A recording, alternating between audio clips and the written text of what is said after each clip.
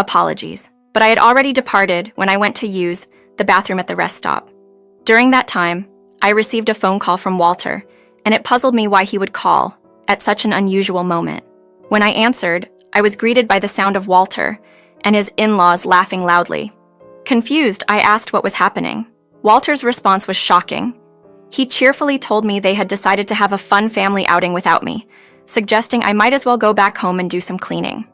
I had been eagerly anticipating this trip, especially since it had been a while since our last adventure. Despite my hesitations about going on a trip with his family, I was looking forward to staying at a luxurious inn. The idea that he would leave me by myself at a rest stop was incredibly upsetting. Standing alone in the restroom, I felt a mix of anger and betrayal shaking through me. Yet, I managed to respond calmly, saying okay, even though inside, I felt this was unforgivable. Today was particularly special. It was both our wedding anniversary and my birthday. We had planned this trip to celebrate these occasions. My name is Cheryl Francis, a 35-year-old who stays at home, living a quiet life with my husband, Walter. Today marks 2 years since we got married, on my birthday. Walter has always been a romantic at heart, making a big deal out of anniversaries and birthdays, a tradition stemming from his childhood where his birthdays were celebrated with extravagant dinners, trips overseas, or even cruises. It seems those grand celebrations left a lasting impression on him, driving him to mark special occasions with similar enthusiasm. Walter comes from a wealthy family. His father is the CEO of Crown Securities, and his mother enjoys the luxuries that come with their status. Walter, being the future head of the company, sometimes appears a bit spoiled. However, I chose to marry him because I felt cherished by him. We met through a matchmaking service, a place where men of Walter's financial standing were highly sought after. I almost didn't approach him, fearing rejection, but it turned out I was exactly his type. Our connection wasn't based on financial interests. Marrying for love was a dream come true for me. Starting our married life, we moved into a modest 3-bedroom apartment in the city. Walter had wanted a larger place, but I felt a smaller apartment was more fitting for just the two of us, especially since we could always move later. Despite the expensive city rent of $2,500, I was concerned about the financial burden. Walter reassured me, saying his father would take care of it. His reliance on his family's wealth for financial support bothered me.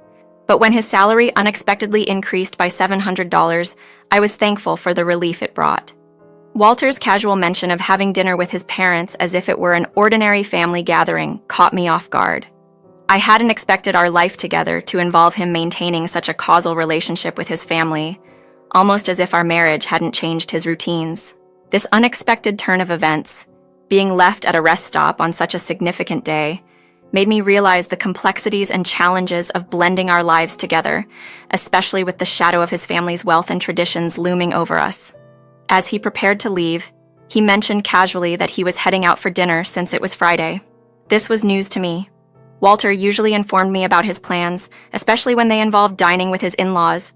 As his spouse, I expected to be included, not out of desire for a free meal, but to foster a good relationship with his family. This unexpected plan left me puzzled and worried about the dynamics of our marriage, marking a turning point where I began to sense something was amiss. Following that dinner, Walter's visits to his parents' house became more frequent, citing reasons like a cousin's birthday or his mother needing him. Being new to mariage, I initially accepted these explanations as normal. However, my perspective shifted after a conversation with a friend who had been married longer.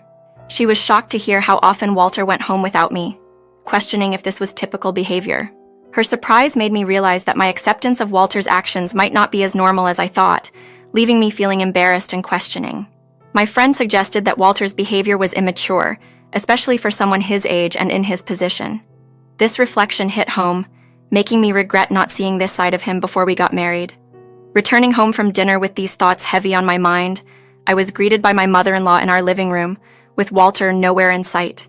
She mentioned that their dinner plans were canceled and seemed surprised I wasn't aware, pointing out a message from Walter I had missed due to my commute. Her next comments were a sharp jab at my upbringing, attributing my supposed oversight to being raised in a single-parent household. This criticism deeply hurt, as my mother had worked tirelessly to provide for me after my father's passing. I defended my situation, pointing out that my upbringing had nothing to do with missing a message. Yet, she brushed aside my response and criticized the size of our home, suggesting it was too small. In that moment, The differences in our backgrounds and values became starkly apparent, adding another layer of complexity to my marriage with Walter and our interactions with his family. Feeling sympathy for Walter due to our cramped living situation became a recurrent theme, especially when my interactions with my in-laws, who often came across as patronizing due to their affluent background, continued to strain me. Their visits, which increased in frequency and were always unannounced, usually ended with critiques about the state of our home or its size. On several occasions, they even suggested, with a hint of sarcasm, that we should consider moving into their larger home. I was adamantly against this idea and rejected their offers each time. These conversations were always in Walter's absence, leaving him unaware of their demeaning comments. When I brought it up with him, his indifference and suggestion that living with his parents might not be such a bad idea left me feeling isolated in my frustrations. As our first wedding anniversary approached, coinciding with my birthday, Walter, slightly inebriated from an evening out, enthusiastically proposed celebrating in a grand manner, surpassing the previous year's celebration. He mentioned a family trip involving not just us, but his extended family to a luxury resort in Desert Hot Springs. The concept of a family trip for what was supposed to be a personal celebration of us puzzled me. Despite my reservations and the oddity of including his family in our personal celebrations, Walter's excitement and the mention of Desert Hot Springs did spark some curiosity. Though initially skeptical about spending our special occasions surrounded by his family, Walter's perspective that it was a rare opportunity for a vacation made me reconsider. Gradually, the idea began to appeal to me, and I found myself looking forward to the trip, determined not to let any potential negative comments from my in-laws dampen my spirits. Finally, the day of departure arrived. We met up with his family, who were already gathered and ready to leave. Upon our arrival, my mother-in-law quickly made a remark about our timing, hinting at the importance of the day. Despite her usual tendency to make snide comments, there was a recognition of the day's significance.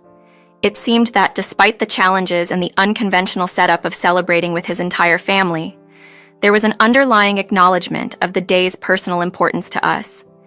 This acknowledgement made me feel a bit more at ease, ready to embrace the trip and the celebrations, hoping to find joy in the unique way we were marking our anniversary and my birthday.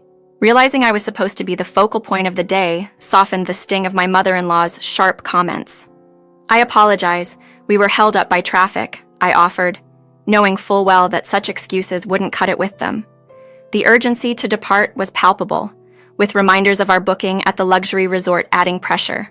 Despite their complaints about our delay, I could tolerate it. After all, their critical remarks had been a constant backdrop throughout the year. Walter's cousin, who was noticeably younger and had a rather unsettling gaze, made me question if this trait of being judgmental ran in the family. His demeaning comment about me not meeting his expectations was something I chose to ignore, deciding that showing grace was the better response. The anticipation for the resort, mentioned to be costing $1,100 per person, added a layer of shock and curiosity to my thoughts. Once we were on our way to Desert Hot Springs, a sense of adventure mixed with apprehension settled over me. The journey was supposed to take about 5 hours, and we planned a brief stop along the way. My mother-in-law's dismissive gesture as I headed to the restroom made me feel even more isolated. Finding a moment of peace in the restroom, I braced myself for the rest of the trip, hoping for smooth sailing. However, a call from Walter, filled with laughter from him and my mother-in-law, shattered that hope. They informed me, much to my disbelief, that they had left without me, suggesting I return home to tend to household chores as the trip was intended only for the Francis family. This betrayal, especially on our wedding anniversary and my birthday, left me reeling with shock and hurt. After composing myself, I reached out for help, contacting someone who reacted with surprise and sympathy to my situation. They promised to come to my aid, and about an hour later, my uncle arrived to rescue me. Apologizing for the inconvenience, I was grateful for his understanding and support during such an unexpected and distressing turn of events. This act of kindness was a silver lining in an otherwise dark cloud, providing me with a sense of relief and the strength to face what had just happened.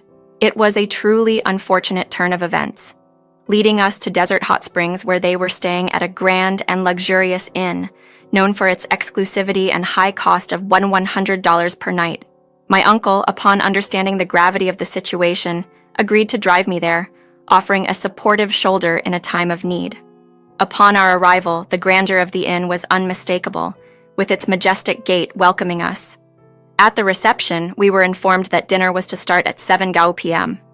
To my surprise, the person who greeted us was none other than my mother, donning an elegant outfit and a warm yet somewhat formal smile. This inn, a cornerstone of my mother's family legacy, had been her place of work ever since she became a single parent. To me, this place was more than just an inn. It was a piece of home. I had called my mother from the rest stop earlier, which led to the revelation that the Crown Securities Group had a reservation. Never had I imagined that Walter's family's search for luxury would bring them to our doorstep, unbeknownst to them about its connection to my family. The situation was ironic and demanded action. My mother and I planned for me to confront them during dinner, a moment I prepared for with a mix of anticipation and determination. As the in-laws gathered for dinner, I stayed hidden, overhearing their conversation filled with cruiser remarks and oblivious boasting about their luxurious lifestyle and aspirations. Their talk even ventured into dismissive comments about me, highlighting their relief at my absence and making derogatory remarks about my background. The tension in the room peaked when my mother, with all her grace and professionalism, served them, unbeknownst to them who she was.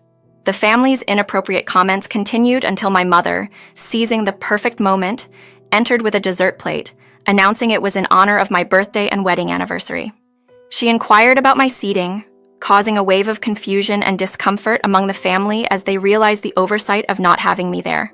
This moment was pivotal, not just in exposing the family's true colors, but in showcasing the strength and dignity of my mother and me. It was a confrontation not sought through direct conflict, but through the subtle reveal of our roles in their supposed sanctuary of luxury, turning the tables and highlighting the importance of respect and family ties. As the innkeeper, my mother played along with the unfolding drama, revealing to the shocked in-laws that she was well aware of the special occasion. The room fell into an awkward silence when she mentioned my name, Cheryl Francis, as her daughter, prompting a collective gasp of disbelief from Walter and his family. Seizing the moment, I stepped out from the adjacent room to stand beside my mother, declaring her role in my life and our connection to the inn. Walter, caught off guard, struggled to comprehend the situation, especially since he had never met my mother due to various excuses and a certain reluctance on his and his parents' part. Despite this, I had always hoped for their acceptance, even if it was through unconventional means like showing my mother a photo of Walter. The earlier disparaging remarks about single parents and the judgment passed on my family background were brought to light. Walter and his family, faced with the reality of their prejudice and disrespect, were taken aback by my confrontation. I challenged Walter on his behavior and allegiance, questioning why he, as my husband, would side with his parents in belittling me. My outburst highlighted the deep-seated issues within our relationship, emphasizing my willingness to distance myself from the Francis family if their mistreatment persisted.